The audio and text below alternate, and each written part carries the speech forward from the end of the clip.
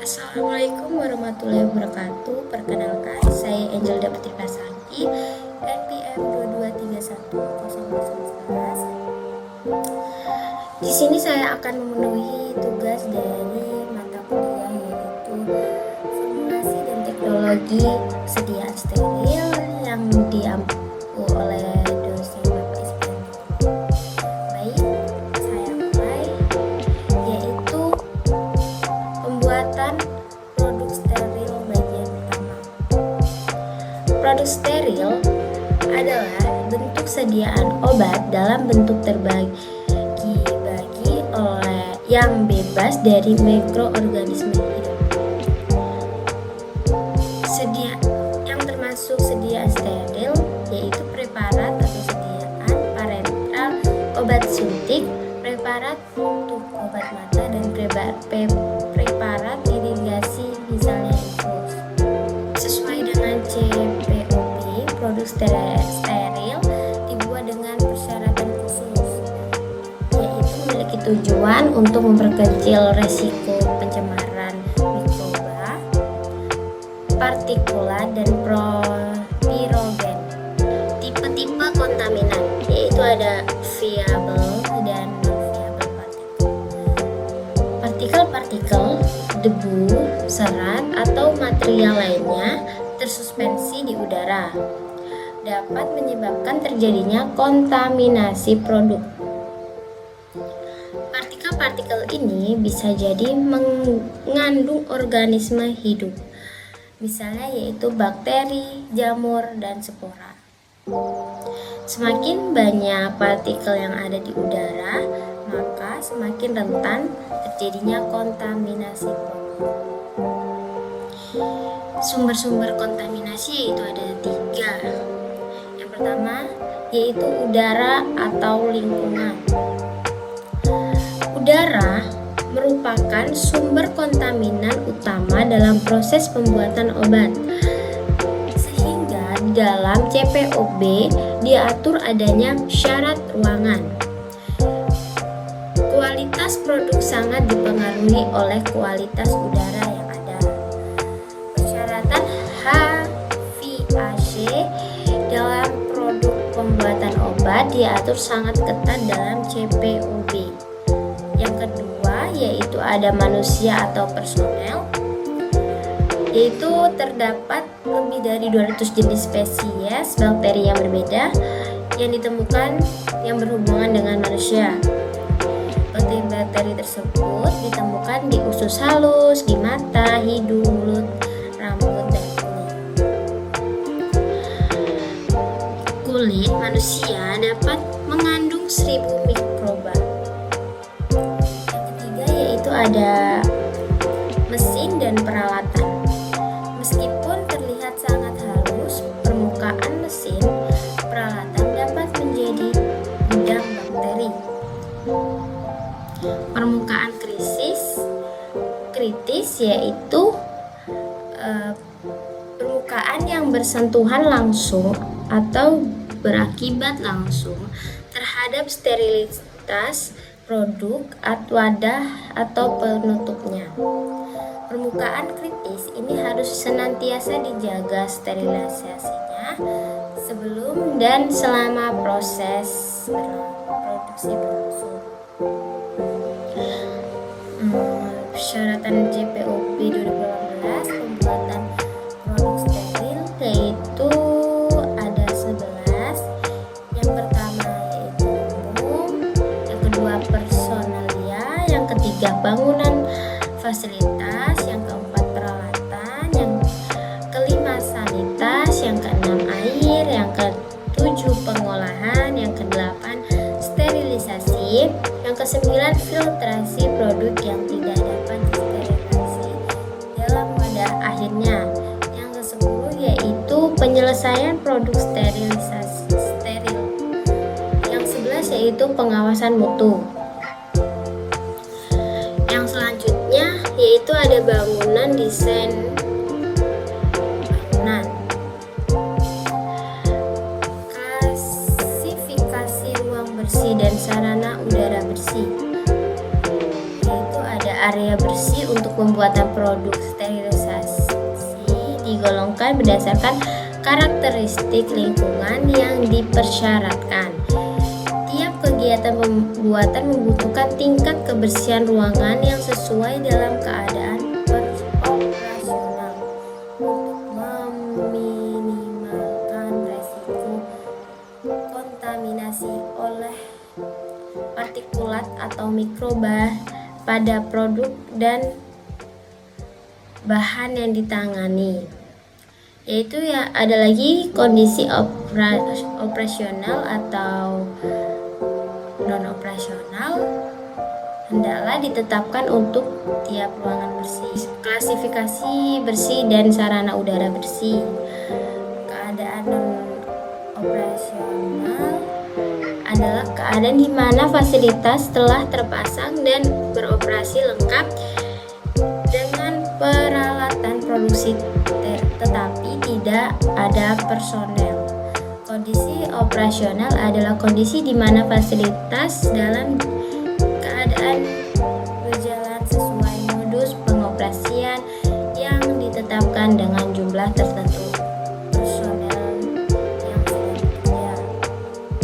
Pada pembuatan produk steril dibedakan menjadi 4 kelas bersih. Untuk kelas A yaitu zona untuk kegiatan yang beresiko tinggi.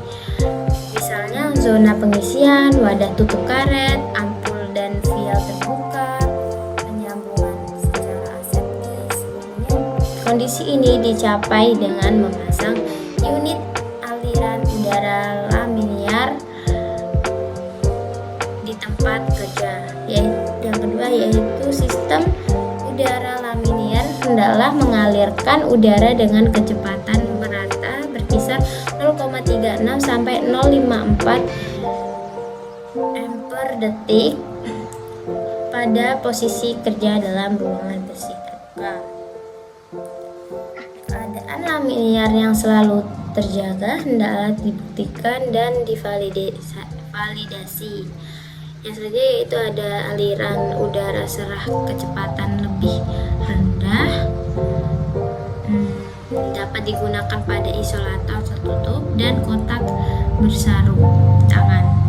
Kelas B yaitu untuk pembuatan dan pengisian secara aseptis. Kelas ini adalah lingkungan latar belakang untuk zona kelas A. C dan D, area bersih untuk melakukan tahap proses yang mengandung resiko lebih rendah. Prinsip desain yaitu semua bangunan dan fasilitas hendaklah sedapat mungkin desain untuk mencegah personil yang melakukan pengawasan, pengendalian masuk bila tidak diperlukan. Kelas A dan B hendaklah didesain sehingga semua kegiatan dapat diamati dari luar. Konstruksi bangunan. Standar konstruksi bangunan untuk suatu ruangan lebih tinggi dari bangunan lain. Konstruksi yang digunakan berbahan dengan digunakan antara lain yaitu ruangan bersih di bangunan dengan struktur kedap udara. Terus yang kedua yaitu ada permukaan ruang bagian dalam harus licin, mudah dibersihkan dan disanitasi.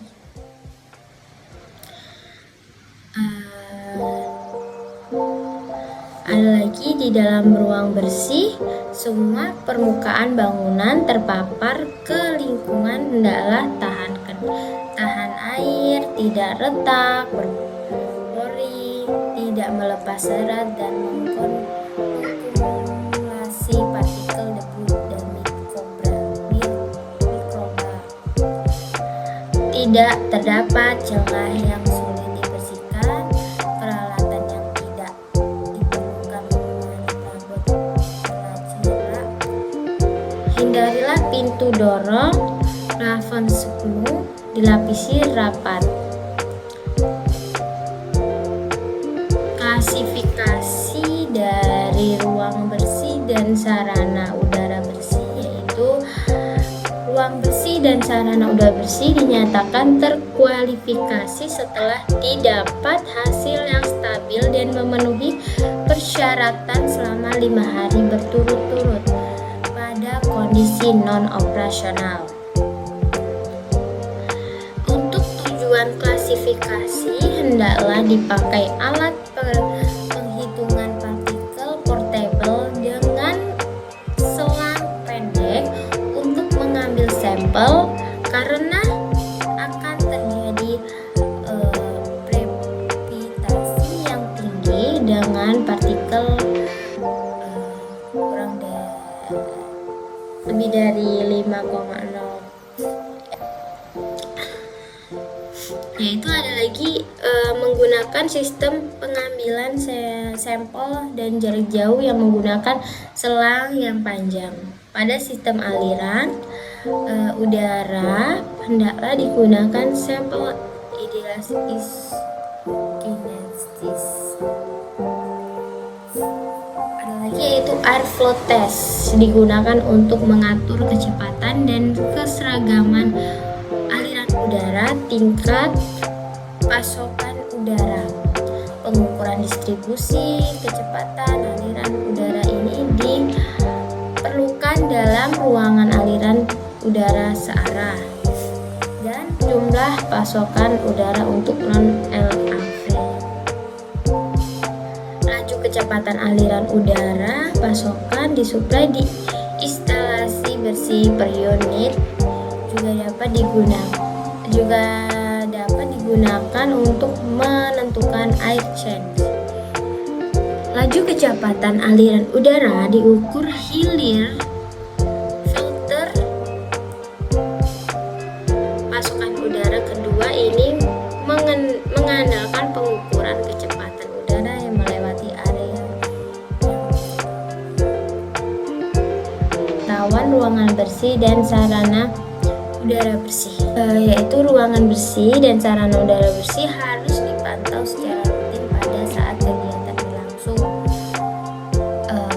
Penentuan lokasi mengambil sampel berdasarkan studi analisis resiko yang dilakukan secara formal dan dari data yang diperoleh selama penentuan klasifikasi ruangan dan atau sarana udara bersih. Untuk zona kelas A, pemantauan partikel hendaklah dilakukan selama proses krisis berlangsung. Kalau frekuensi pengambilan sampel dan ukuran sampel dan dalam pemantauan zona kelas A hendaklah ditetapkan sedemikian rupa sehingga mudah diintervensi. Ruang ganti pakaian, sistem tata udara disesuaikan dengan kelas kebersihan, dialiri udara tersaring secara efektif, didesain dengan airlock. Rekomendasi ruang terpisah untuk jalur masuk dan jalur keluar. Tersedia fasilitas pembersihan dan sanitasi tangan. Selanjutnya yaitu ada personil. Hanya personil dalam jumlah terbatas yang diperlukan